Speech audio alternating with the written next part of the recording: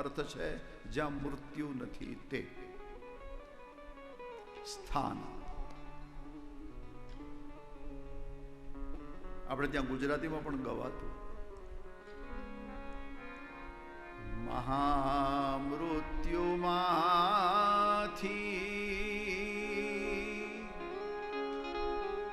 અમૃત સમીપે નાથ લઈ જા. તુહીનો હું છું તો તુજ દર્શના દાન દઈ જા. ઊંડા અંધારેથી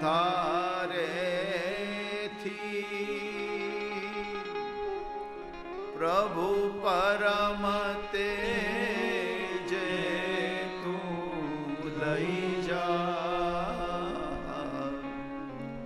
અસત્યો માહેથી પ્રભુ પરમ સત્યે તું લઈ જા. તો આ ભાગવતની કથાનો આ મહિમા છે. અને આવી ભાગવતની કથા માણસને સાંભળવા મળે અથવા માણસ આયોજન કરે, એમાં નિમિત્ત બને. તો ભાગવતમાં લખ્યું છે જન્માંતરે ભવેત પુણ્યમ તદા ભાગવતમ લભેત. કેટલાય જન્મના પુણ્ય જ્યારે ઉદય પામે અને પુણ્ય જ્યારે ફળ આપવા માટે તૈયાર થાય ત્યારે વ્યક્તિ ભાગવતનું શ્રવણ કરી શકે, ભાગવતનું આયોજન કરી શકે, ભાગવતના સાનિધ્યમાં બેસી શકે. આ પુણ્યનું ફળ છે. એટલા માટે મેં શબ્દ વાપર્યો કે પિતૃ માટે, કે જેના પિતૃ પુણ્યશાળી હોય એના જ પરિવારમાં આ હોય, અથવા તો જેના પિતૃ ગતિ પામ્યા હોય, મુક્તિ પામ્યા હોય, એ જ પરિવારમાં આવું મોટું સત્કાર્ય થઈ શકે. બાકી પિતૃ ક્યાંય આડાવડા હોય ને તો આ ન હું છે. આપણી ભાષામાં પૈસા વાપરવાના ઘણા ઠેકાણા છે. અત્યારે તો હાઈટેક જમાનો છે. 20 વર્ષના જુવાનને 5 લાખ રૂપિયા સવારમાં આપો, સાંજે પૂરા કરીને ઘેરે આવે. કઈ પૈસા વાપરવાના ઠેકાણા ઓછા છે. પણ આવું સત્કાર્ય એ પુણ્યશાળી પિતૃનું પ્રમાણ છે. તો આવી કથા જન્માંતરે ભવેત પુણ્ય તદા ભાગવતમ લભેત. પરીક્ષિત રાજા કથા સાંભળવા તૈયાર થયા, સુખદેવજી કથા કહેવા તૈયાર થયા. એ વખતે દેવતાઓ અમૃતનો કુંભ લઈને આવ્યા. રાજા પરીક્ષિતને કહ્યું તારા માટે દેવતાઓ અમૃત લાવ્યા, તારે કયું અમૃત પીવું છે? એક કથામૃત છે, બીજું સ્વર્ગનું અમૃત છે. સુખદેવજીને પૂછ્યું ગુરુદેવ તમે મને બતાવો કે કયું અમૃત પીવાથી મને કયો ફાયદો છે. હું કથામૃત પીવું તો મને શું મળે, અને હું સ્વર્ગામૃત પીવું તો મને શું મળે? સુખદેવજીએ કહ્યું કે સ્વર્ગનું અમૃત પીશ તો તને સ્વર્ગ મળશે. અને સ્વર્ગ એટલે સુખ. સ્વર્ગનો એક સીધો અર્થ નીકળે સુખ. જો સુખના પ્રકાર ઘણા, એમાં ભૌતિક સુખ એને સ્વર્ગ કહ્યું છે. અથવા સ્વર્ગના સુખને બીજી ભાષામાં કહેવું હોય તો જે સુખ છેલ્લે દુઃખ આપે,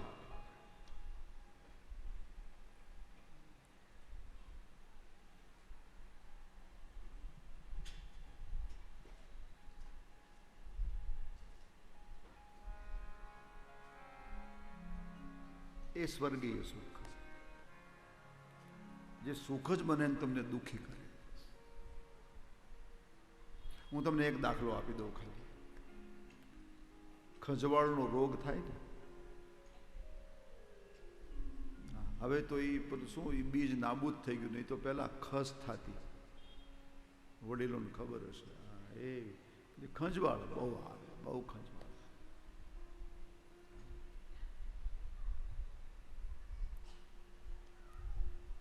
ખસના તે પ્રકાર છે પાછી. એક ખસનું નામ છે લૂ ખસ. ગરમીની થાય, ખંજવાળ આવે. એ ખંજવાળનો રોગ જ્યાં સુધી એ માણસને રહે ત્યાં સુધી એ માણસ સ્વર્ગમાં કહેવાય. આ સ્વર્ગની બહુ સટીક વ્યાખ્યા. કારણ કે ખંજવાળે ત્યારે કેટલો આનંદ આવે. આ સંસારમાં ખંજવાળવા જેવો આનંદ બીજો કોઈ મને તો લાગતો જ નથી. એ પીઠમાં ખંજવાળ આવે ને પછી હાથ ત્યાં સુધી પહોંચે નહીં, અને પછી જે વસવસો રહે આપણને, ઓહો, આ ભગવાને એક 6 ઇંચ જો આ હાથ મોટો કર્યો હોત તો આ છેક સુધી પહોંચી જાત અને જીવનનો પરમ લાભ લઈ લે. ખજવાળવાનો આનંદ ખૂબ છે, પણ જ્યારે વ્યક્તિ ખજવાળતો બંધ થાય એટલે બળતરા ચાલુ થાય. આ ખજવાળવાનો આનંદ, ખજવાળવાનું સુખ એની બળતરાનું કારણ છે. આ સ્વર્ગ છે. જે સુખ દુઃખ આવે તો આવું સ્વર્ગનું અમૃત પીવાથી મળે. પણ ભાગવત કથામૃતનું પાન કરે એ તો એવા સ્થાનમાં જાય છે કે જ્યાં ગયા પછી ક્યાંય દુઃખ નથી. પછી એને સાકેત કયો, પછી એને વૈકુંઠ કયો, પરમાત્માનું ધામ કયો, અક્ષરધામ કયો, આ બધું એક.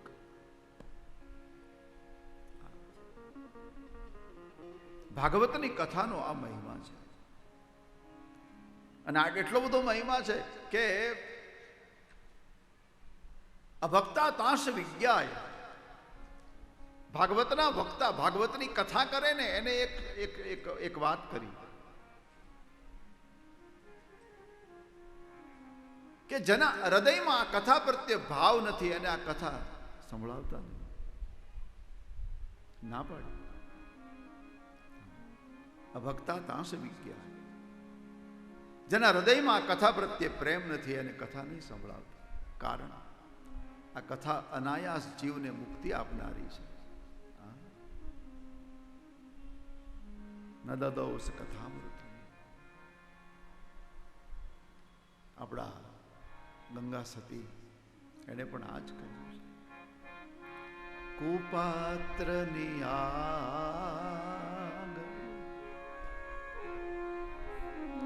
હે વસ્તુ ન વાવીએ પાનવા. ऐ समझीने रही चूप. पात्रनी आग वासोन आगे पानवा. समझीने रही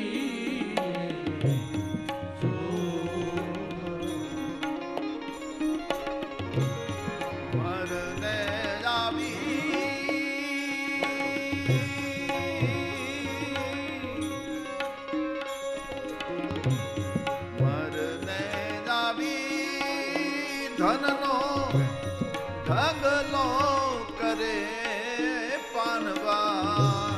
ભરને ધનનો ઢગલો કરે પાનવા. ભલે હોય મોટો ભલે હોય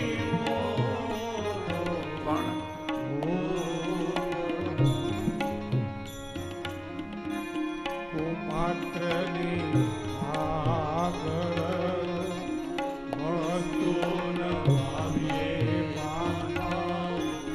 સમજીને રહી ચૂપ. સમજીને રહી ચૂપ. સમજીને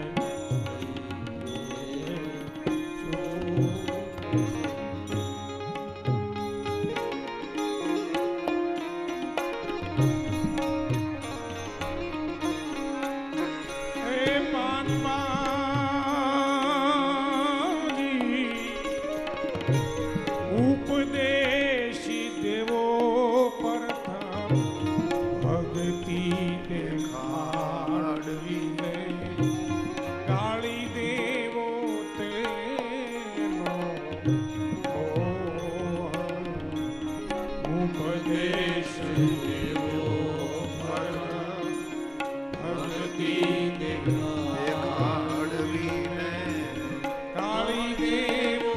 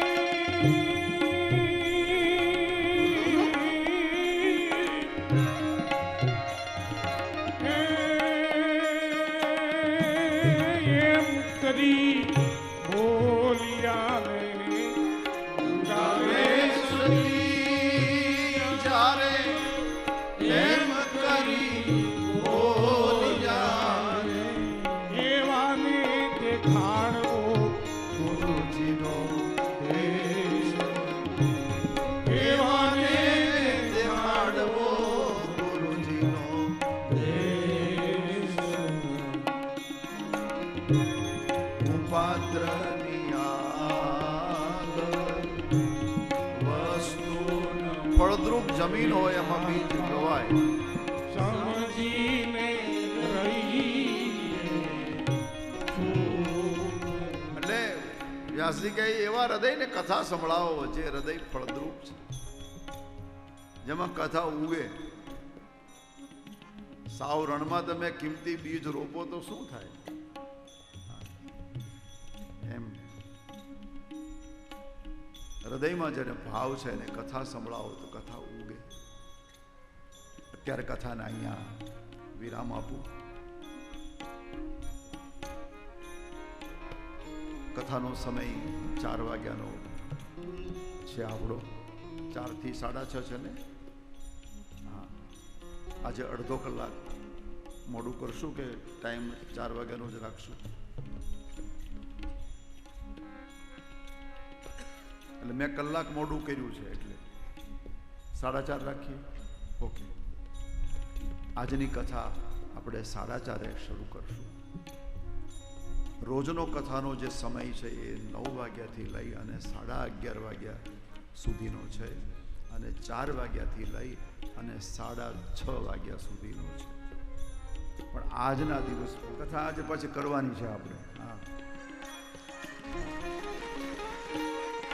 પણ 5 વાગ્યાથી લઈને 7 વાગ્યા સુધી.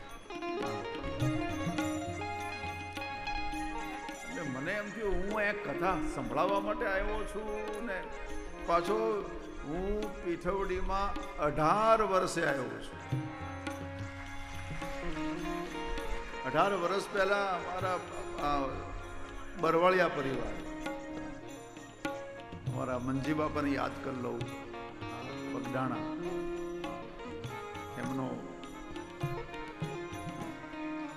એટલે આપણે 5 વાગે પાછા મળીએ બધા. હા, બધાને જય શ્રી કૃષ્ણ.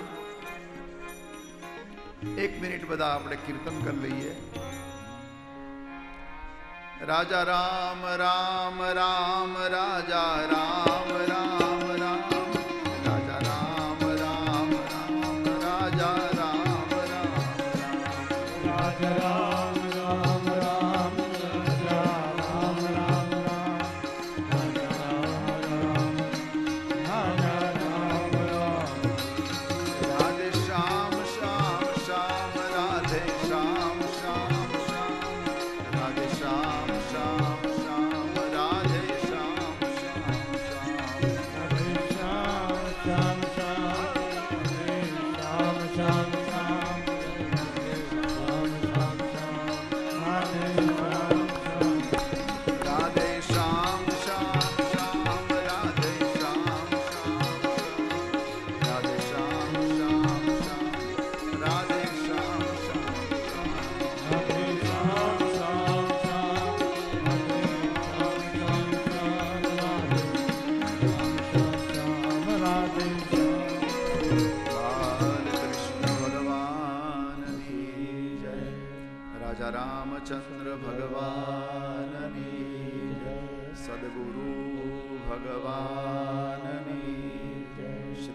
ગોવર્ધનનાથની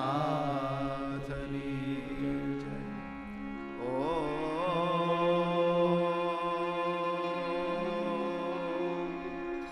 નમઃ પાર્વતી પતયે હર હર મહાદેવ હર. જય જય શ્રી રાધે, જય જય શ્રી રાધે, જય જય શ્રી રાધે, જય જય શ્રી રાધે, જય જય શ્રી રાધે, જય જય શ્રી રાધે. વૃંદાવન વિહારી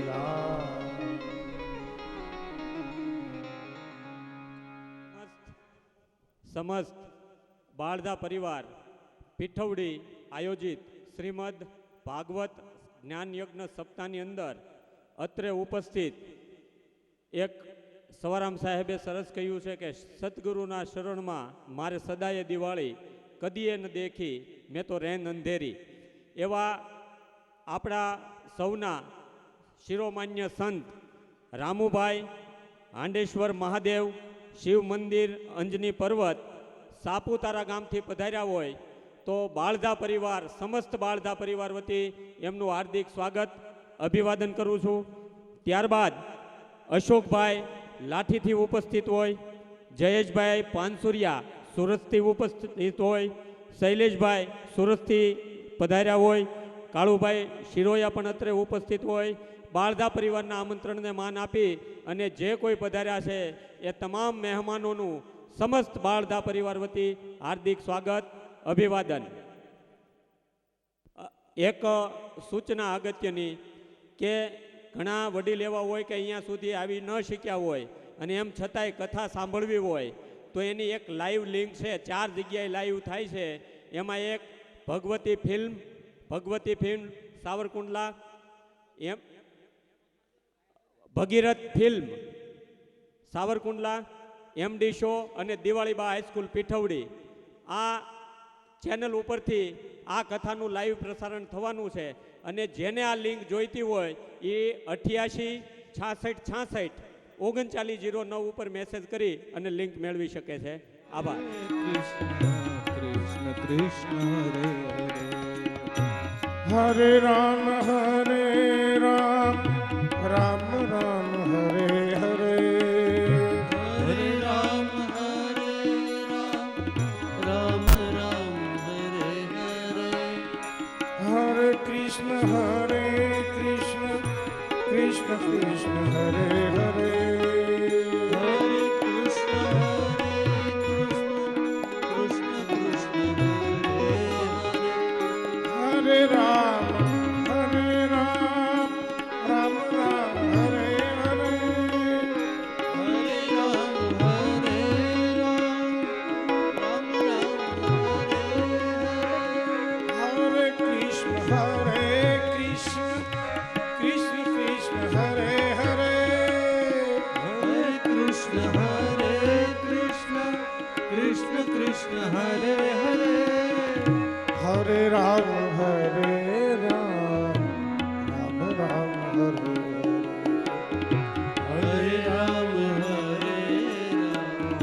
રામ રામ હરે. હરે કૃષ્ણ કૃષ્ણ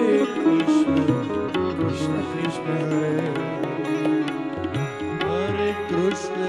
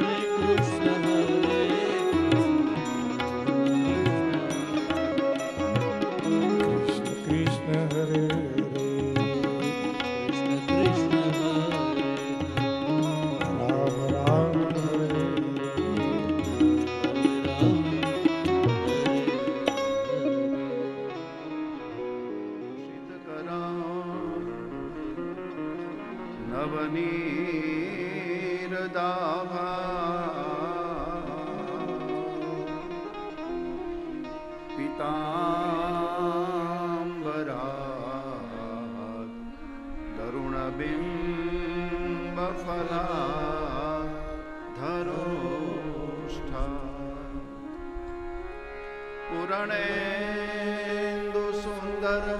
पूर्णेन्दुसुन्दरमुखात्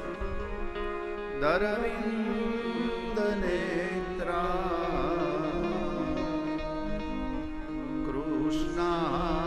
कृष्णात् परं किमपि तत्त्वमहं न जाने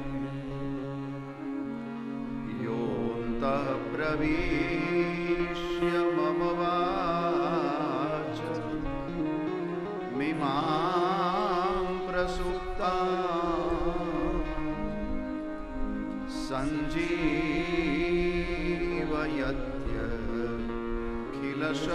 सञ्जीवयत्यखिलशक्तिधर स्वधा अन्याश्च हस्तचरणं श्रवणात्वगादिन्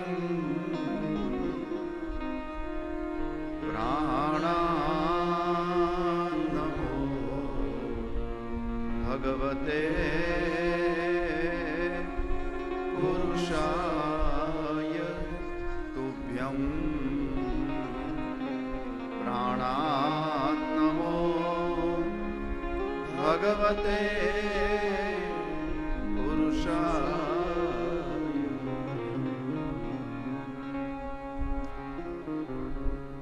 गोविन्द बोलो हरि गोपाल बोलो गोविन्द बोलो हरि गोपाल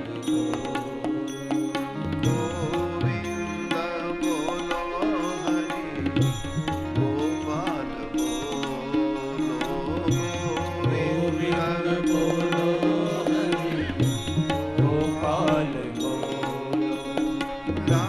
राधारमण हरि गोविन्द बोलो राधारमण हरि गोविन्द बोलो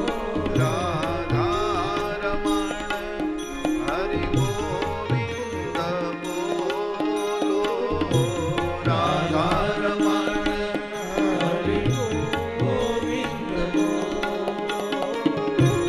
गोविन्द बोलो हरि गोपाल बोलो गोविंद बोलो हरि गोपाल गोविन्द बोलो हरि गोपाल बोलो गोविंद बोलो हरि गोपाल राधारमण हरि गोपाल बोलो राधारमण हरि गोपाल राधारमण हरि गोपाल बोलो राधारमण हरि गोपाल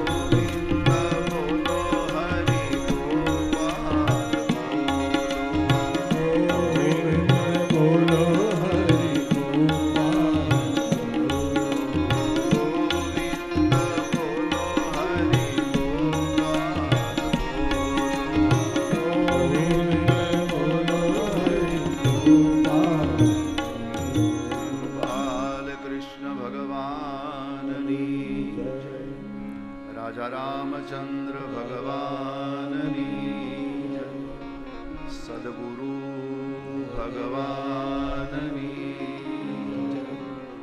શ્રી ગોવર્ધન નાથની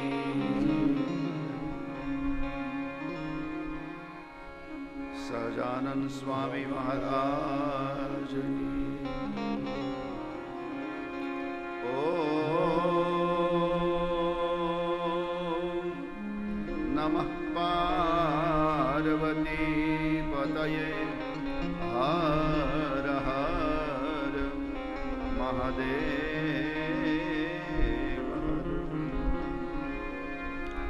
યમ પ્રવ્રજन्तमनुपेत મપેત કૃત્યમ દ્વૈપાયનો વિરહ કાતર આજુહાવ. પુત્રેતિ તન્મયતયા તરવોభిનેદુ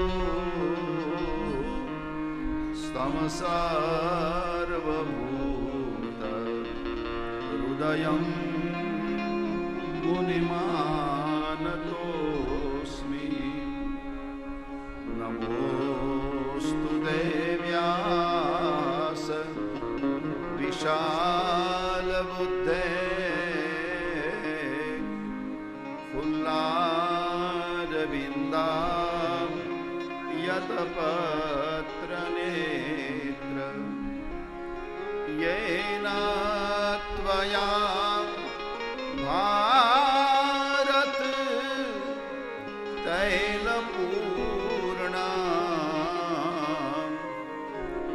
પ્રજ્વાલિતો જ્ઞાનમય પ્રદીપ. પ્રજ્વાલિતો જ્ઞાનમય પ્રદીપ.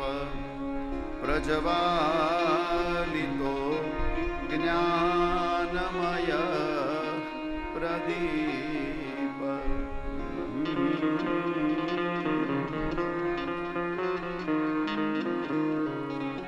પ્રભુનંદ કુમારો મેં સ્વામિની વૃષભાનુજા.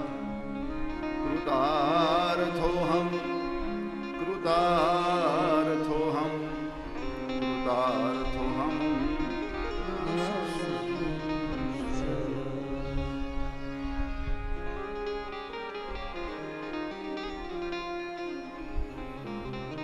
સવારની કથામાં જે આપણે દર્શન કરતા હતા શ્રીમદ ભાગવતજીનો મહિમા, જરા બાળકોને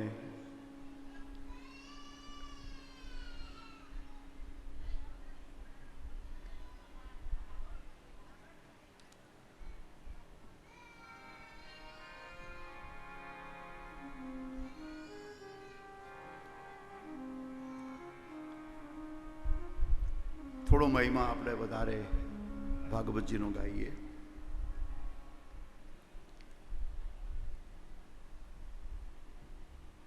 રાજા પરીક્ષિતની આગળ ભગવાન સુખદેવજી કથા કરે, એમાં દેવતાઓ અમૃત લઈને આવ્યા. એ અમૃતને ઠુકરાયું અને કથામૃત પીધું. અમૃત છે એ માણસને સ્વર્ગ આપે, સુખ આપે, પણ એ સુખ ભૌતિક. મેં તમને સવારે કહ્યું હતું કે જે સુખ અંતમાં આપણને દુઃખી કરે એવું સુખ. આ સંસારમાં ઘણા સુખ એવા છે કે જે સુખ જ છેલ્લે દુઃખી કરે. મેં તમને એક દ્રષ્ટાંત ખંજવાળનું આપ્યું. પછી એવા ઘણા સુખ છે આ સંસારમાં જે છેલ્લે આપણને દુઃખી કરે. એ સ્વર્ગીય સુખ છે. ભાગવતજીની કથા એ માણસને અનંતનું સુખ આપે છે. ભાગવતજીનું શ્રવણ કર્યા પછી વ્યક્તિ એવા સ્થાનમાં જાય છે કે જ્યાં સુખ જ છે. જ્યાં પરમાત્મા છે, અને ઈશ્વરને સુખરૂપ કહ્યા છે, પરમાત્માને સુખરૂપ માન્યા છે મહાપુરુષોએ, શાસ્ત્રોએ, વેદોએ, પુરાણોએ. આપણે ત્યાં ભગત બાપુ કવિ કાગ એને બહુ સુંદર કહ્યું કે ઝડપેલું અમી માણસને અમર બનાવી શકે પણ અભય ન બનાવે. કોઈ માણસ અમૃત લઈને જતો હોય, આખો ઘડો ભેરો છે અમૃતનો, આપણી ભાષામાં કહું તો ગાગર ભરીને જતો હોય અમૃતની, અને આપણને ખબર પડે કે આ ગાગરમાં ઘડામાં અમૃત છે, અને આપણે દોડી એને લાત મારી અમૃત લઈ લઈએ અને પી લઈએ, અને પછી ઘડો એને પાછો આપી દઈએ એટલે હવે તું લઈ જા. તો એ લૂંટેલું અમૃત મને ને તમને અમર બનાવશે, પણ નિર્ભય નહીં બનાવે, અભય નહીં બનાવે. અને આ સંસારમાં જેને અભય બનવું છે અથવા તો મૃત્યુથી જેને છૂટવું છે, મેં તમને સવારે કહ્યું તો આ સંસારમાં સૌથી મોટો ભય વ્યક્તિને મૃત્યુનો છે.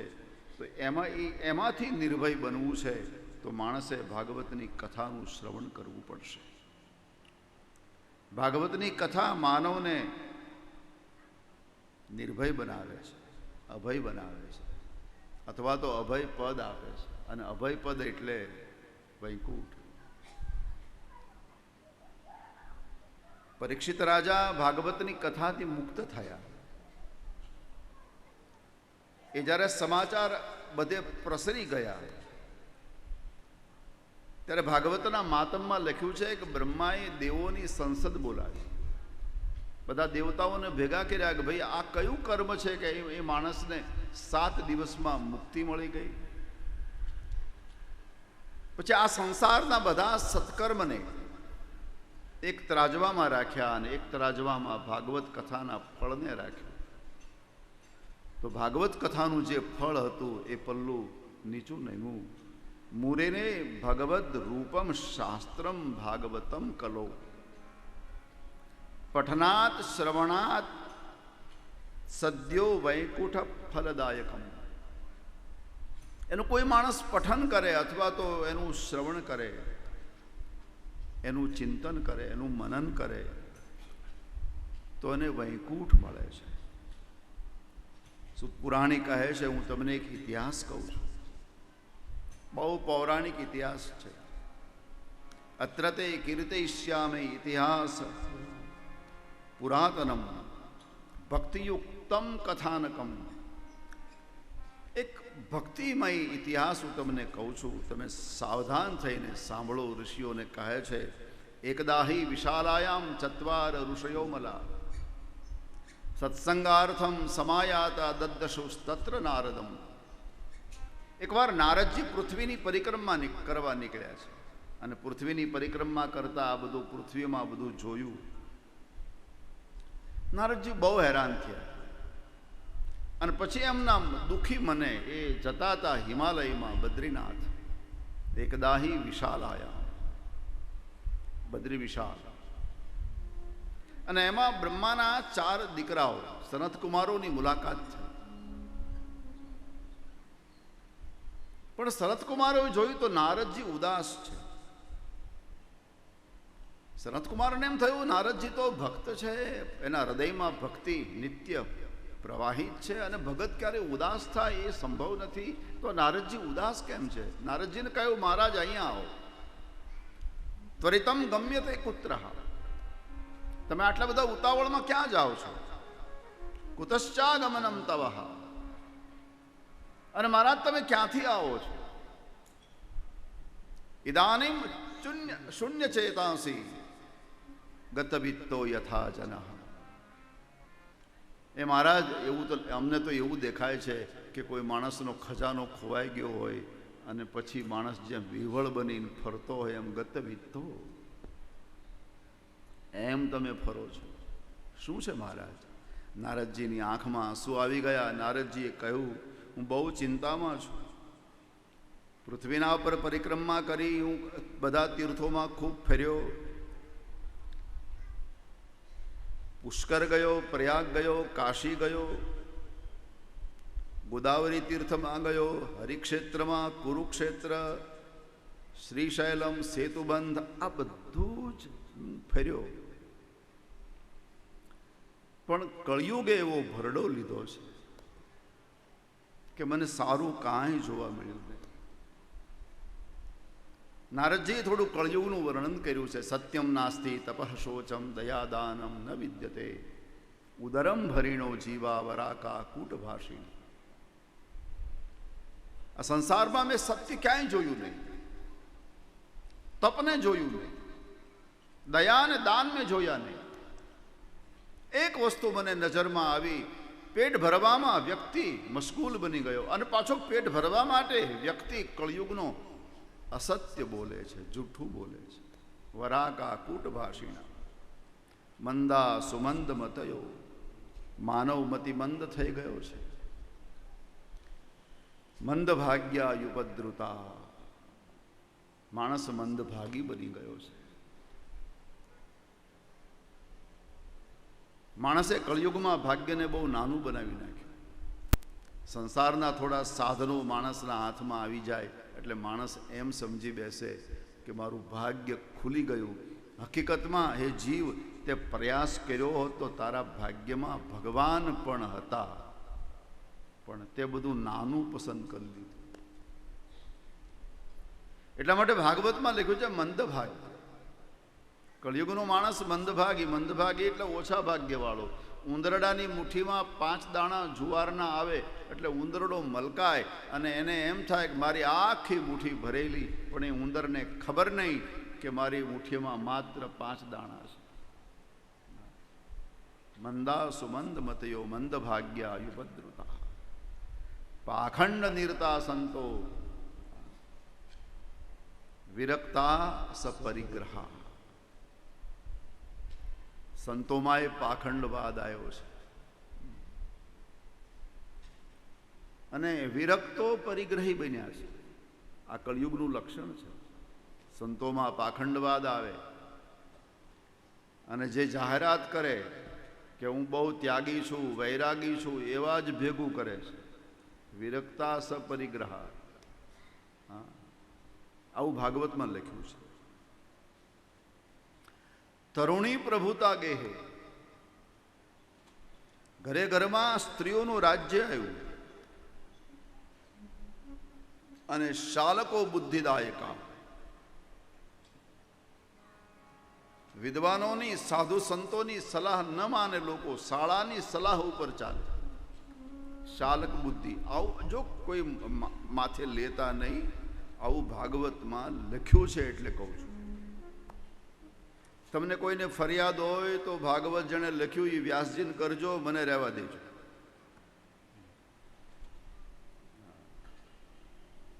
તરુણી પ્રભુતા ગે, ઘર ઘરમાં સ્ત્રીઓનું રાજ્ય ચાલે છે.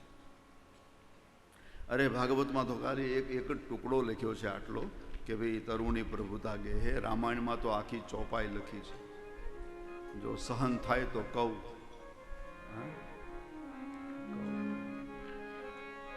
નારી બેબાસ નાર સકલ ગુસાઈ, નારી બેબાસ નાર સકલ ગુસાઈ, નાચહી નર મરકટ કી નાઈ, નાચહી નર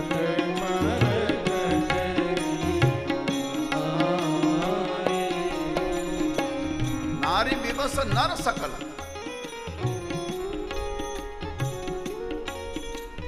કોઈને છોડ્યા નહીં. સકળ નર નારીને વશમાં, આવું રામાયણમાં લખ્યું. અને ત્યાં સુધી લખીને અટકી ગયા હોત તો વાંધો નહોતો, પણ જેમ મદારી વાંદરાને નચાવે એમ નાચહી નર મરકટ કી નાઈ, નાચહી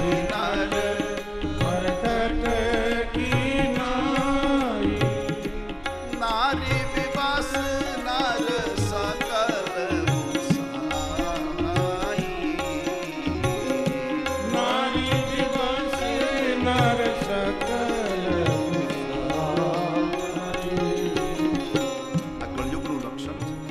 तरुणी प्रभुता गेहे शालको बुद्धिदायक कन्या विक्रयणो लोभाद दंपती कन्याનો વિક્રય કરશે પિતા, કન્યાનું ધન ખાશે અને પ્રત્યેક દાંપત્યમાં ક્લેશ હશે. ન યોગી નૈવ સિદ્ધો વા, આ સંસારમાં યોગી મળવો મુશ્કેલ થશે. કોઈ સિદ્ધ તમને નહીં મળે. નારદજી કહે છે મેં આ કઈ જોયું જ નહીં. ન જ્ઞાની સક્રિયો નરહ, મને કોઈ જ્ઞાની દેખાયો નહીં, કોઈ ક્રિયાવાન વ્યક્તિ મને. હા, કળિયુગનો દાવાનળ એટલો બધો પ્રજ્વલિત થઈ ગયો છે કે તમામ સાધનો બળીને ભસ્મ થઈ ગયા છે.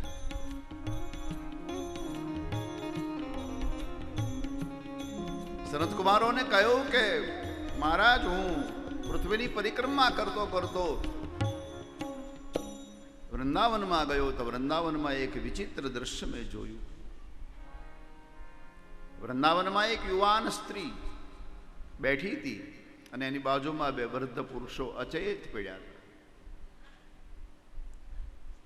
મને એમ થયું આ વિચિત્ર દ્રશ્ય મારે અહીંયા ન જવું જોઈએ, મારે જોવું ન જોઈએ. પણ નારદજી ત્યાંથી પસાર થઈ ગયા તો પેલી સ્ત્રી નારદજીને બોલાવે છે. ભો ભો સાધો ક્ષણમ તિષ્ઠ, એ મહારાજ ઉભા રહો. નારદજી પાછું વળી જોયું તો પેલી સ્ત્રી બોલાવતી હતી, અહીંયા આવો. નારદજી ઈશારો કરીને પૂછ્યું શું કામ છે? મશ્ચિંતામપી નાશય, એ મહારાજ મારી ચિંતાનો વિનાશ કરો, બહુ ચિંતામાં છું. નારદજીએ ના પાડી. નારદજીએ કહ્યું ભાઈ તું સ્ત્રી, હું સંત, હવે આમાં તારી કયા પ્રકારની ચિંતા? એ મારાથી ન થઈ શકે. પેલી સ્ત્રીએ કહ્યું મહારાજ તમે કાંઈ નહીં કરતા, તમે ખાલી પાછા ફરીને મારી પાસે આવો. દર્શનમ તવ લોકસ્ય સર્વથા ઘરમ પરમ, એ મહારાજ તમારે કાંઈ કરવું નહીં પડે, તમે માત્ર મારી પાસે મારી સામે આવો. તમારું દર્શન કરતાની સાથે મારી તમામ ચિંતા જતી રહેશે. જેનું દર્શન કરવાથી ચિંતા જાય એને સંત કહ્યો છે. નારદજી નિકટ ગયા અને જોયું તો વિચિત્ર દ્રશ્ય છે. યુવાન સ્ત્રી બાજુમાં બે વૃદ્ધો સૂતા છે, અચેત પડ્યા છે.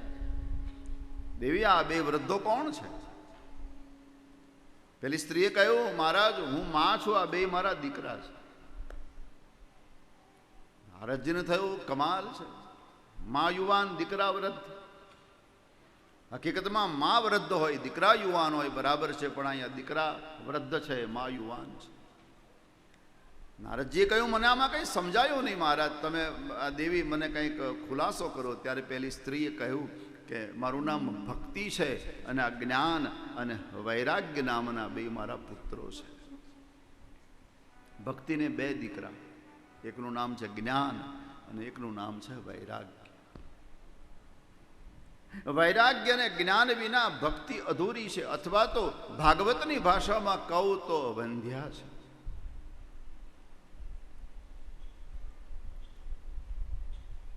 મહારાજ તમને એક પ્રાર્થના કરું છું, અમારા જ્ઞાન વૈરાગ્યને તમે જગાડો.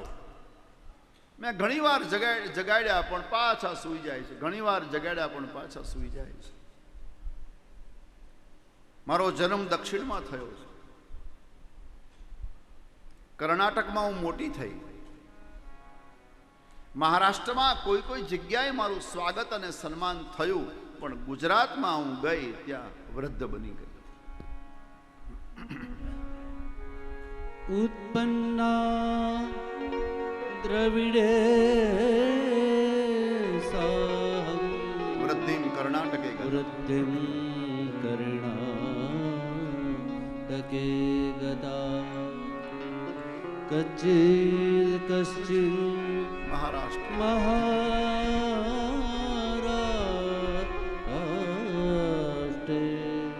ગુરજરે ચીર્ણતા દક્ષિણમાં મારો જન્મ થયો, કર્ણાટકમાં મોટી થઈ,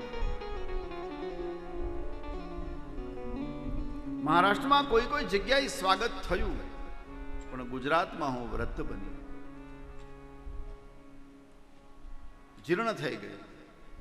ઘણા લોકો આ બાને ગુજરાતની આલોચના બહુ કરે કે ગુજરાતમાં તો ભક્તિ મરી ગઈ ને મરી નથી ગઈ, વૃદ્ધ બની છે. અને વૃદ્ધ બની એનો અર્થ વિદ્વાનોએ કર્યો છે મા બની છે, પુખ્ત બની છે.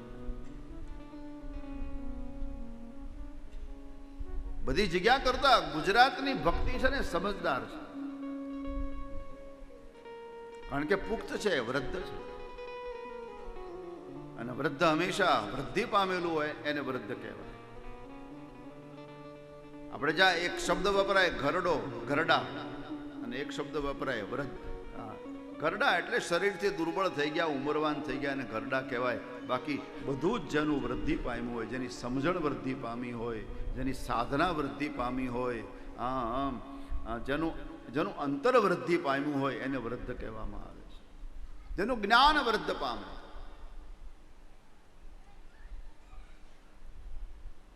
આપણે ત્યાં સુખદેવજી ને આમ 16 વર્ષના છે, પણ એને જ્ઞાન વૃદ્ધ કયા છે.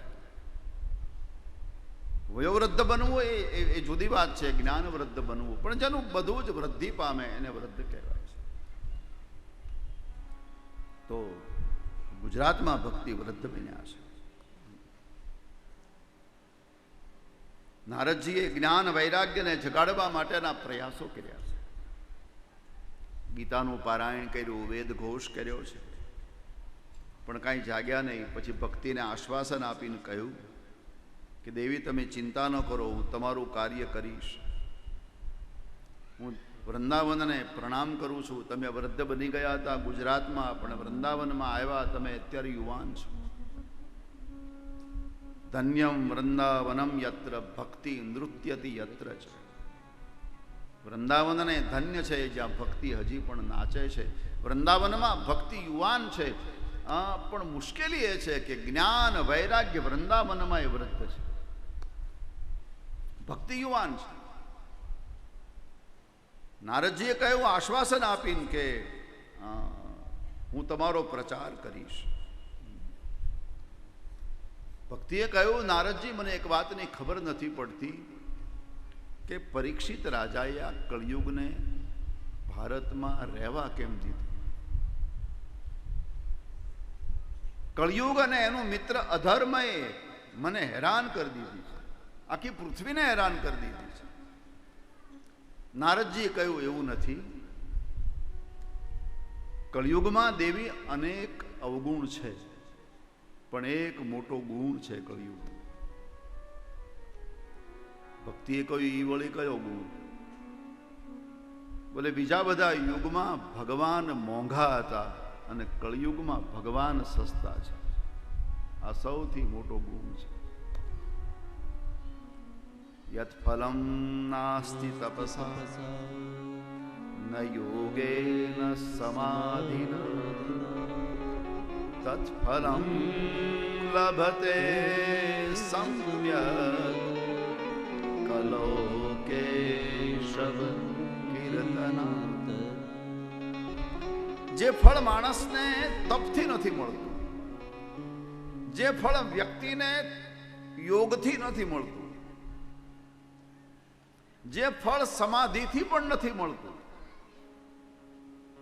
એ ફળ કળિયુગમાં કેવલ પરમાત્માનું કીર્તન કરવાથી મળી જાય છે. આ કળિયુગનો સૌથી મોટો ગુણ છે. કલૌ કેશવ કીર્તના. એક સમય હતો સમાધિનો, એ સજ્જુગનો સમય. હવે એ સજ્જુગના સમયમાં સમાધિ સહજ હતી. હવે અત્યારે સમાધિથી ઈશ્વર મળતા હોત તો આમાં સમાધિ લાગત કેટલા? બહુ કઠિન છે. આ ભગવાન મોંઘા કહેવાય. સમાધિથી મળતા હોય ને મોંઘા ભગવાન. હવે આપણને સમાધિ લાગે કઈ રીતે? કઈ રીતે લાગે? જ્યાં નજર કરો ત્યાં બળતરા થાય, એ આંખને સંતોષ ન થાય એવું બધું જોવા મળે. હવે આમાં સમાધિ ક્યાં લાગે? કોઈએ બહુ સુંદર કહ્યું, હા, કે નજર નાખીએ ત્યાં નંબર વધી જાય. આવા વિચિત્ર દ્રશ્યો જોવા મળે. હવે આમાં એના ધ્યાન ન લાગે તો વાંધો નહીં, પણ વ્યક્તિ જીવનનું ધ્યાન રાખે તોય બહુ સારું છે. એટલે સમાધિમાં જો ઈશ્વર મળતા હોત તો અત્યારે સમાધિ કોને લાગે? એ સજ્જુગનો સમય હતો, સહજમાં સમાધિ હતી. સહજમાં માણસ આમ અમથો આંખ બંધ કરે તો ધ્યાન લાગી જતું. પછી થોડો કાળ, થોડો આમ સમય થોડો નીચો આવ્યો, ત્રેતા.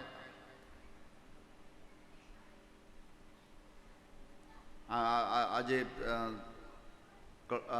સત, ત્રેતા, દ્વાપર અને કલી, એમાં એક એક પગ ધર્મનો તૂટે છે. 4 પગ માથે ધર્મ હતો એ સતયુગ, કૃતયુગ એનું નામ છે. પછી 3 પગ ઉપર ધર્મ હતો એનું નામ છે ત્રેતા.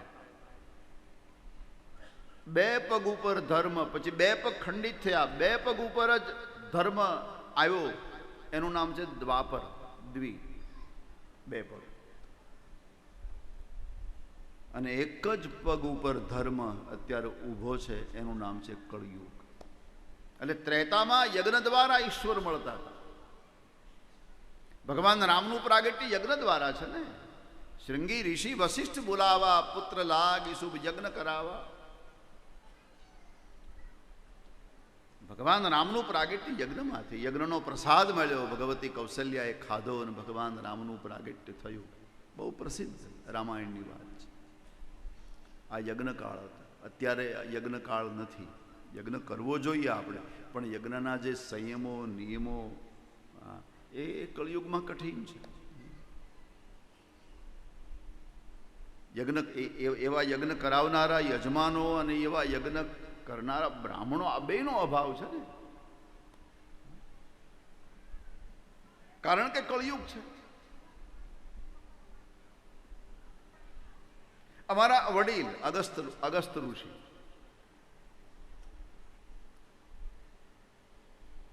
એ શાસ્ત્રમાં લખ્યું છે કે એક જ અંજલિમાં દરિયો પી ગયા હતા.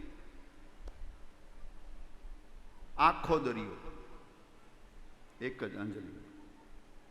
એ સમુદ્ર કિનારે જતા હતા ને એમાં સંધ્યાનો સમય થયો. સંધ્યા કરવા માટે બેઠા તો પાછળથી સમુદ્રએ ઝાલક મારી.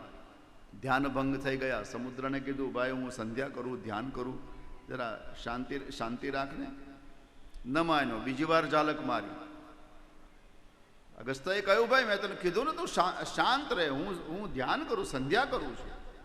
ન માન્યો, ત્રીજી વાર ઝાલક મારી. એટલે ફરી ગયા મહારાજ અને અંજલિમાં આખો દરિયો પી ગયો. સંધ્યા પૂજા કરી, પૂજા પાઠ કરીને પછી કાઢીને રવાના. મહારાષ્ટ્રમાં તો હજી કહેવત છે મરાઠીમાં, બગ સમુદ્ર અગસ્ત આલા. દરિયો જ્યારે વધારે તોફાન કરે ત્યારે એને ભય આપે છે કે જો અગસ્ત આવ્યો.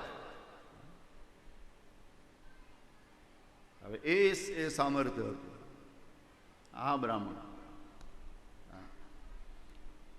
એ વખતે અગસ્ત ઋષિ આખો દરિયો પી ગયા અને અમારાથી 2 ગ્લાસ પાણી પીવાતું નથી. જો આનો અર્થ એવો નહીં કરતા કે એ બધા સાચા ને અમે ખોટા, એવો અર્થ નહીં કરતા. હા, અમે તે 24 કેરેટ જ છીએ. હા, પણ અત્યારે એ સમય નથી. તમે એમ કહો કે એ અગસ્ત મહારાજ દરિયો પી ગયા હતા, તમે દરિયો પી, તો એ અત્યારે કળિયુગ છે.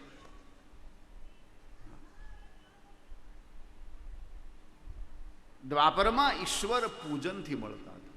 દ્વાપર અર્ચનનો યુગ હતો. એ અર્ચનનું પણ સામર્થ્ય અત્યારે નથી. કળિયુગમાં કેવલ કલૌ કેશવ કીર્તના. પરમાત્મા એટલી બધી કૃપા કરી કે ભાઈ કળિયુગમાં મને કાંઈ જરૂર નથી, કેવલ મારું કીર્તન કરશો તો હું મળી જઈશ. કોઈ પૂછ્યું ભગવાનને કે પ્રભુ આ તમે કીર્તનથી મળશો તો કોને કોને મળશો? તો બોલે જે ભાવથી મને પોકારશે એને હું મળીશ.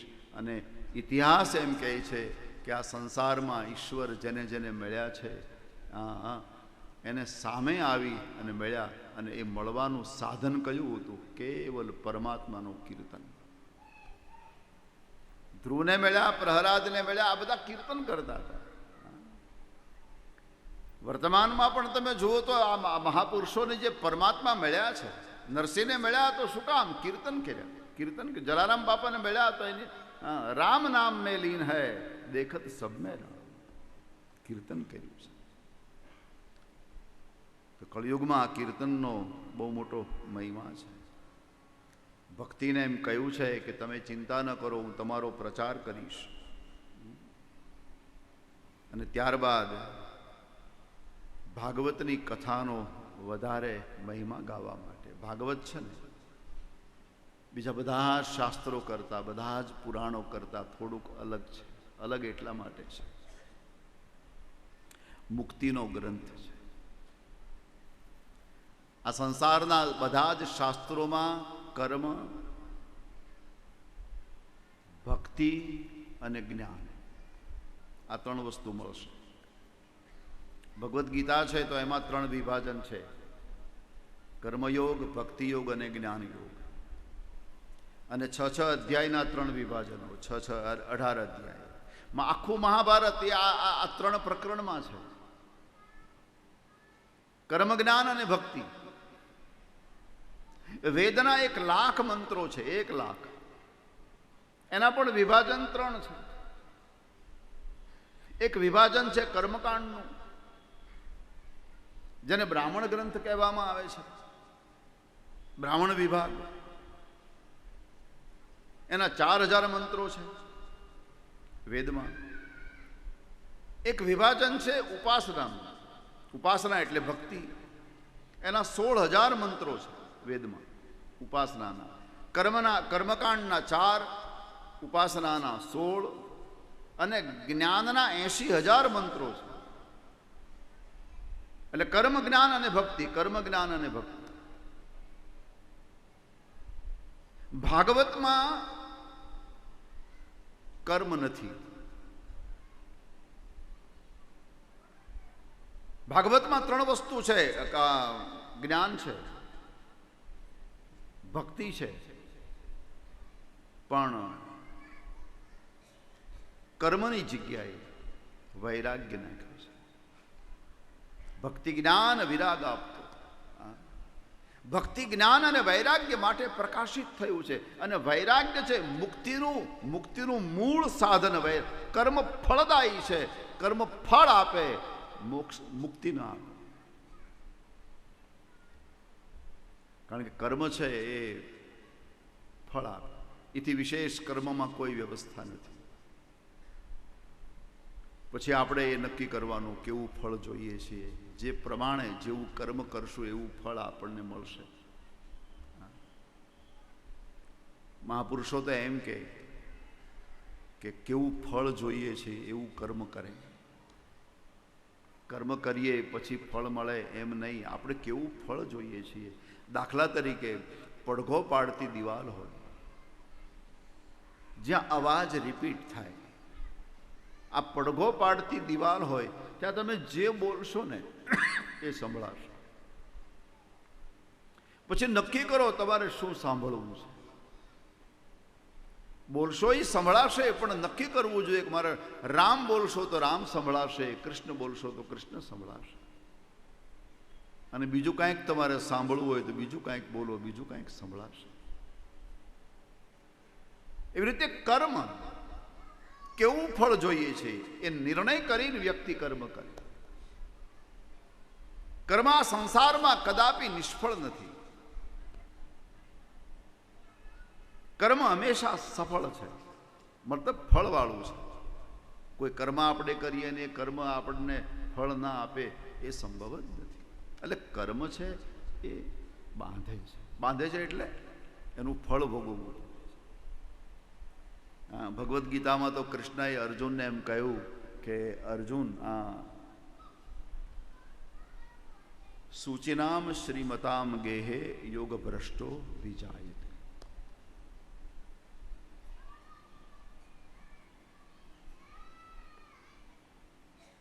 પૂર્વનો યોગ ભ્રષ્ટ આત્મા.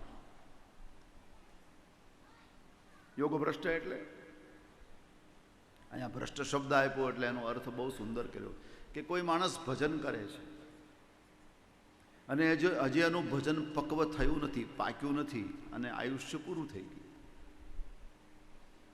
એને યોગ ભ્રષ્ટ કર્યું છે. સાધન કરતા કરતા હજી સાધન પૂરું થયું નથી અને આયુષ્ય પૂરું થઈ ગયું છે.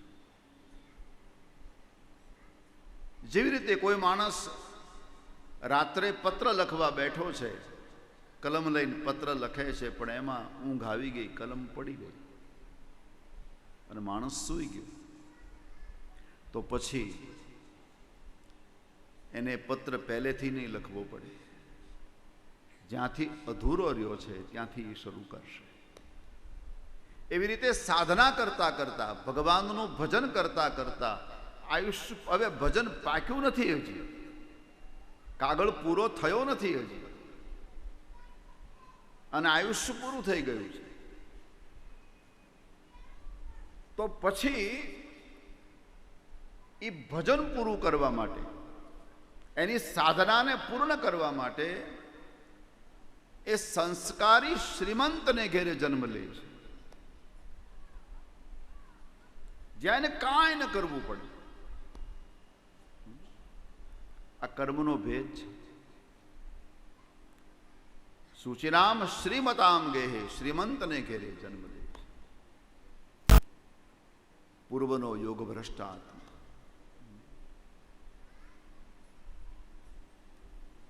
એક બાળક જન્મે છે ઝૂંપડામાં, એને જીવનમાં બધું જ કરવાનું છે.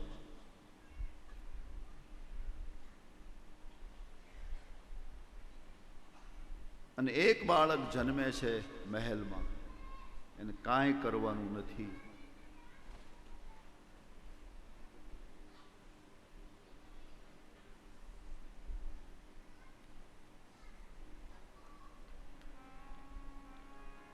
એક બે ભાઈઓ અહીંયા વોલેન્ટિયર તરીકે આવો ને, છોકરાઓને જરા સંભાળો ને. માવડિયું છોકરાને સાથે રાખો. માવડીઓ રાંદલ તેડે પણ છોકરાને ન તેડે.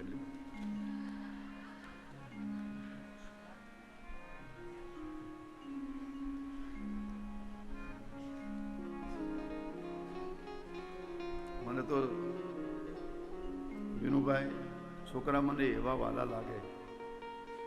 હા, મને તો એમ થાય છોકરા કોઈ આમ રમતા હોય ને તો ત્યાંથી મંગાવી લઉં ને મારે ખોળામાં બેહાડું, એવા મને વાલા લાગે છોકરાઓ.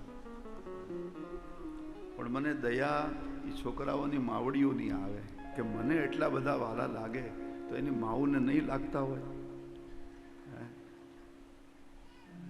એટલે જે છોકરા રખડતા હોય, આમ તેમ ફરતા હોય, એટલે સમજવાનું કે એ છોકરો એની માને વાલો નથી. આપણે નક્કી કરી લેવાનું. જો આમ નામ રખડતા હોય ને, આમ બજારમાં રખડે, આપણે સમજવાનું કે માનો એના પર પ્રેમ નથી.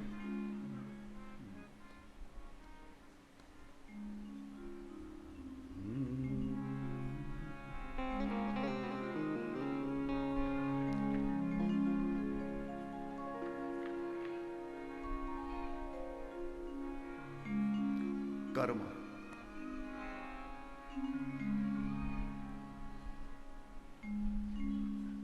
કર્મ બાંધે છે. સૂચિનામ શ્રીમતામ ગેહે યોગ ભ્રષ્ટો વિચાર. પૂર્વનો યોગ ભ્રષ્ટ આત્મા સુખી શ્રીમંતને ત્યાં જન્મ લઈ અને પોતાની સાધના પૂર્ણ કરે છે, પણ એને જન્મ તો લેવો જ પડે છે.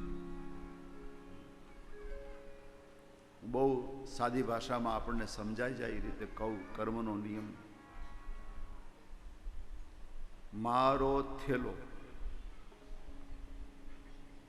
હું તમારે ત્યાં ભૂલી જાઉં, મારો થેલો હું તમારે ત્યાં ભૂલી જાઉં, તો યા તો તમારે મને દેવા આવવો પડશે, યા તો મારે પાછું તમારે ઘરે લેવા આવવું પડશે. આ કર્મનો નિયમ છે. આ સંસારમાં કંઈ રહી જશે તો પાછું લેવા આવવું પડશે. કર્મ જો બાકી રહી ગયું તો એ કર્મને ભોગવવા આવવું પડશે. એટલે કર્મ છે હંમેશા ફળ આપે છે. સારું પણ ફળ ભોગવવા માટે તો આવવું જ પડે છે. ત્યારે વૈરાગ્ય છે એ મુક્તિનું કારણ. ભાગવત છે એ મુક્તિનો ગ્રંથ, એટલા માટે એમાં વૈરાગ્યનું નિરૂપણ કર્યું છે. જ્ઞાન, ભક્તિ અને વૈરાગ્ય. અને એટલા માટે ભક્તિની પાસે જે બે હતા એ વૈરાગ્ય અને જ્ઞાન હતા. અને એને પ્રકાશિત કરવા માટે શ્રીમદ ભાગવત. સનતકુમારોને પૂછ્યું કે નારદજીએ કે હવે મારે આ જ્ઞાન વૈરાગ્યને જાગૃત કરવા માટે શું કરવું? સનતકુમારોએ કહ્યું કે મહારાજ, જ્ઞાન વૈરાગ્યને જાગૃત કરવા હોય તો ભાગવત ગ્રંથ બહુ સુંદર છે. અને ભાગવતની કથામાં, ભાગવત ગ્રંથમાં એવી શક્તિ છે, માણસમાં વૈરાગ્ય જાગૃત કરે છે. નારદજીએ કહ્યું, મેં સાંભળ્યું છે કે ભાગવત વેદાંતને અનુસરે છે, વેદને અનુસરે છે. બોલે હા, વેદને અનુસરે છે, પણ વેદનો પાઠ તો મેં કર્યો. જ્ઞાન વૈરાગ્યને વેદ બહુ સંભળાયો પણ જાગ્યું નહીં.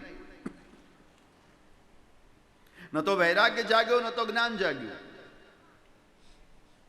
સનતકુમારોએ કહ્યું કે વેદમાં અને ભાગવતમાં વેદને અનુસરે છે આ ભાગવત, પણ થોડો ફરક છે. ઇક્ષુણામપી મધ્યાંતમ શર્કરા ઇવ તિષ્ઠતિ.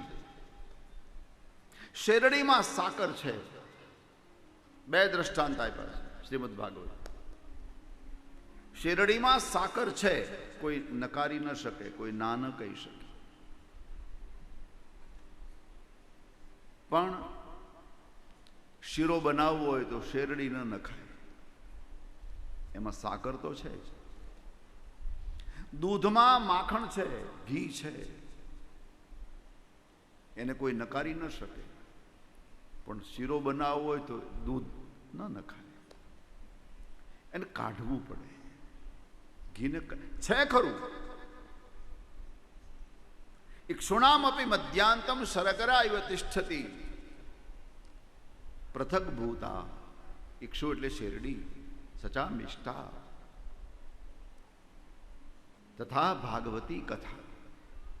આ ભાગવતની કથા એવી છે કે આમ તો વેદ એટલે શેરડી, એનો રસ કાઢી અને બરાબર એ બધું કરી, એની પ્રોસિજર કરી, એમાંથી શર્કરા, એમાં સાકર બનાવી, એનો અર્ક. આ સંસારના બધા જ પુરાણ, બધા જ શાસ્ત્રો, બધા જ વેદો જેવી રીતે ફળના રસને કાઢવાનું મશીન હોય, એમ ભગવાન વેદવ્યાસે આ બધું જ પોતાના મગજમાં નાખી એમાંથી રસ કાઢ્યો અને પછી જે નીકળ્યું એનું નામ ભાગવત છે. બધા જ પુરાણનો સાર છે. અને એટલા માટે ઇદમ ભાગવતમ નામ પુરાણમ બ્રહ્મ સંહિતમ. ઇદમ ભાગવતમ નામ પુરાણમ બ્રહ્મ સંહિતમ. ભક્તિ જ્ઞાન વિરાગાણામ સ્થાપનાય પ્રકાશિતમ. આવું ભાગવત જ્ઞાન વૈરાગ્યની અને ભક્તિની સ્થાપના કરવા માટે પ્રકાશિત થયું આ ભાગવત છે, પુરાણ છે. બ્રહ્મ સંહિત. બ્રહ્મ એટલે એક અર્થ ઈશ્વર પણ થાય, પણ બ્રહ્મનો એક બીજો અર્થ ભાગવતમાં કર્યો છે વેદ. વેદને સંમત છે, જ્ઞાન વૈરાગ્ય અને ભક્તિને પ્રકાશિત કરનારું છે. અને વૈરાગ્ય છે એ જીવને મુક્ત કરનારો છે. અને ત્યાર પછી જે ધંધુકારી, ગોકર્ણ, ધુંધુલી અને આત્મદેવની કથા કરી છે. અને એ કથા આપણને આશ્વાસન આપવા માટે કરી છે. મને ને તમને બહુ મોટું આશ્વાસન મળી રહે એટલા માટે. પેલો ધંધુકારી કેટલો મોટો પાપી હતો. એ ધંધુકારીએ કેટલા પાપ કર્યા જે પાપને આપણે કલ્પના ન કરી શકીએ. આવા મોટા મોટા પાપ કર્યા, પણ છતાં ભાગવતની કથા સાંભળી અને એ પ્રેત તરી ગયો. ભાગવતમાં તો એવું લખ્યું છે કે ભાગવતની કથા એના ભાઈ ગોકર્ણે કરી, પછી એ પ્રેત સાંભળવા આવ્યો ધંધુકારીનો. પછી એને બેસવાની જગ્યા મળી નહીં, એટલે વ્યાસપીઠ વાંસની બનાવેલી હતી. એ વાંસમાં એણે પ્રવેશ કર્યો, વાંસમાં બેઠો. ત્યારથી આપણે ત્યાં વાંસ રાખવાની ક્રિયા થઈ. પહેલાં શું, હું તો વ્યાસપીઠ જ વાંસની બનતી ને. હા, એ તો આ બધી ફેસિલિટી તો હમણાં આવી ભોળાભાઈ. હા, આ બધા અત્યારે આ લેયર કરી જુઓ ને. હા, બે એસી હોય. આ ફેસિલિટી તો હવે, બાકી પહેલાં આજથી 20-25 વર્ષ પહેલાં જે કથા કરતા હતા. હા, મને કથા કરતાં કરતાં 46મું વર્ષ હાલે છે. 18 વર્ષ પહેલાં તો હું અહીંયા પીઠવડીમાં આવ્યો હતો. એ વખતે કથા આમ કેવી, આમ 2 વાંસ અહીંયા, 2 અહીંયા, એમાં પછી કેળના થાંભલા બાંધ્યા હોય. હા, અને કેળનું પાન તો પાછું કેવું, આમ 1 ફૂટ, 1.25 ફૂટનું, 1.5 ફૂટનું હોય. એક દી તો વાંધો ન આવે, પણ બીજે દિવસે પાન નમે એટલે અમને ઢાંકી દે. એટલે અમે વળી જજમાનને કંઈક આને જરા બાંધી દો ને, તો જજમાન પાછા દલીલ કરે, પિતૃને બંધાય નહીં. લે, અરે પણ આ પિતૃ નથી, આ કેળનું પાન છે. અને પછી એમાં એ બહેનો, એમાં પરણીને આવેલી દીકરી હોય, એ ઓલા તોરણ ચાકડા જેલા, એ બધું વ્યાસપીઠની ઉપર, એટલે અમને તો ઢાંકી જ દે. પછી માણસને ગોતવા માટે અમારે ડોક્યા કરવા પડે, ક્યાં બેઠા છે. પહેલા આવી કથા હતી. તે વાંસમાં પ્રવેશ કર્યો અને વાંસમાં બેઠા બેઠા એને કથા સાંભળી. અને ઘણી વખત વિચાર આવે કે વાંસમાં બેઠા બેઠા કેમ કથા સાંભળી હશે, અને છતાં એ ધંધુકારી મુક્ત થયો, એને મોક્ષ મળ્યો. વાંસમાં બેઠા બેઠા કથા સાંભળવા છતાં એને મુક્તિ મળી. તો આપણે તો બધા સોફા ઉપર ને ખુરશી ઉપર બેઠા બેઠા કથા સાંભળીએ, આપણને મુક્તિ કેમ ન મળે? આવો, આ ગ્રંથ, આ કથા આપણને મુક્ત કરશે. મૃત્યુ પછી મુક્તિની વાત તો કરી જ છે, પણ આ ભાગવત તો જીવન મુક્તિની વાત કરે છે. માણસ જીવતો હોય પણ છતાં મુક્ત હોય. જીવન મુક્તિ, જીવનની મસ્તી બહુ જરૂરી છે, અને મસ્તી માણસને શ્રીમદ ભાગવત આપે છે. આ થઈ આપણી ભાગવતની કથાનો મહાત્મ. હવે આપણે ભાગવતની કથાનો આરંભ કરીએ. આજ પહેલો દિવસ છે એટલે આરંભ કરવો જરૂરી છે. આ માતમ હતું એ પદ્મપુરાણનું હતું. અત્યાર સુધી મેં તમને જે કથા સંભળાવી બધી જ પદ્મપુરાણની હતી. આ 6 અધ્યાયની કથા. અને માતમ એટલે પરિચય. પરિચય છે ને કોઈ બીજો આપે, પોતે પોતાનો પરિચય ન અપાય, કારણ કે એ દોષ છે. પોતે પોતાના વખાણ કરવા, પોતે પોતાનો પરિચય આપવો, એને સંસ્કૃતમાં તો આત્મશ્લાઘા કહી છે.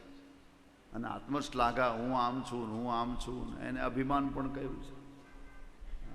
એટલે શ્રીમદ ભાગવતનો જે મહિમા છે, માતમ છે, એ ભાગવતે પોતે ન ગાયો, પણ પદ્મપુરાણે ગાયો છે. અને હવે શ્રીમદ ભાગવતનો આરંભ થાય છે. ઓમ ભગવતે વાસુદેવાય.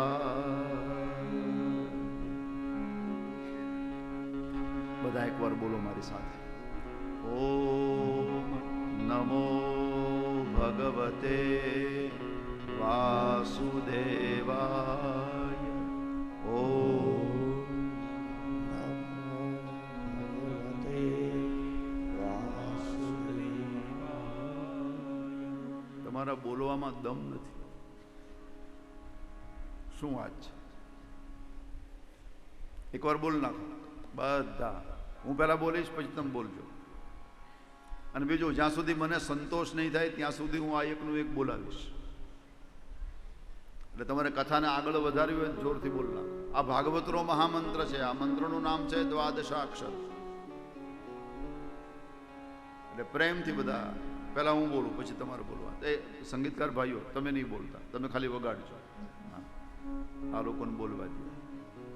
પહેલા તો બહુ ગાતા. તમે 18 વર્ષ પહેલા હું આવ્યો ત્યારે તો બહુ ગાતા હતા. ઓમ નમો ભગવતે વાસુદેવાય.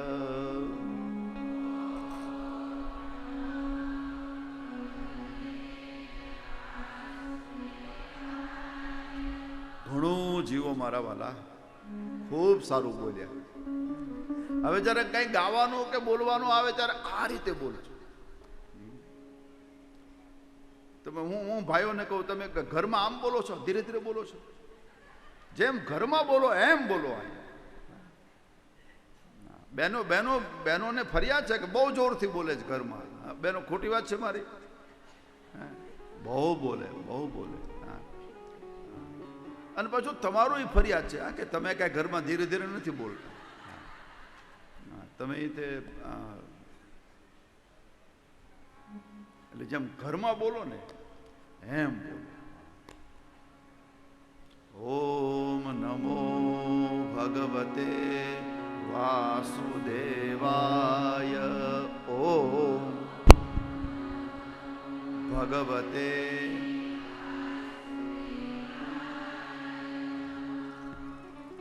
બહુ સુંદર. જન્માદ્યસ્ય યતોન્વયાદિ તરત ચારથેષ્વભી